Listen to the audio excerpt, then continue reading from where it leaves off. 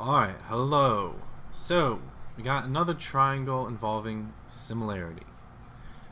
Triangle ABC is similar to triangle ADB. We have that AC equals 4, AD equals 9. What is AB? So, in both triangles, I have the points A and B. But then I have these two differing points, C and D. Well, I noticed that AC is shorter than AD. So maybe I could make this length here, or this point I should say D, and have this entire length be 9. So somewhere inside this length of 9, or somewhere like in a closer range to A and B, is C, because its distance from A is only 4.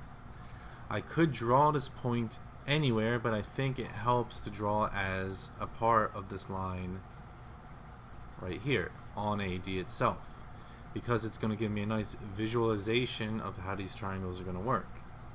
Again, you could put C anywhere, but I think it adds up nicely if you put it on the line AD. So AC is 4, and now what can we do? Well, I'm trying to find the side AB. AB. And I have these two triangles, ADB and ACB. And they both happen to share the side AB.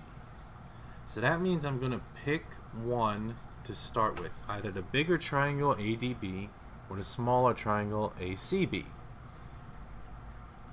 Well, if I start with the bigger triangle ADB, then that means AB seems to be the smallest side on that triangle.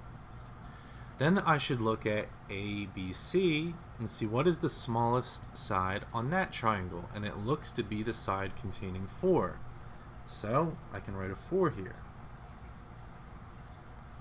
Now I need to come up with another ratio, and logically I like to say that if I start with the larger triangle on the top, I want the larger triangle on the top of my other ratio.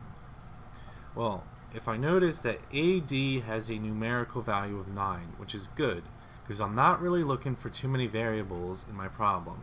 That's why I would not want to use the side DB in this. So let's use the side AD, which is 9. Well, what can I do from there? AD seems to be one of the largest side of the triangle ADB. So what is the largest side of the triangle ABC? Well, that seems to be this side over here, AB. So again, I'm going to write AB.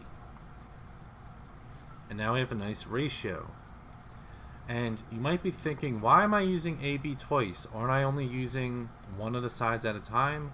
Well, it is because both triangles share the same side, but they are different in terms of the proportion that they belong to.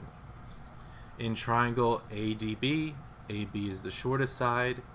In triangle ACB, AB is the largest side. Therefore, they have a different sort of place in each proportion. However, I can still solve this by using cross multiplication.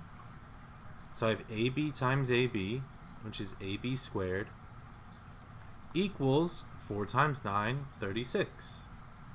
And by taking the square root on both sides, we get that AB is equal to 6. And that is the solution to the problem.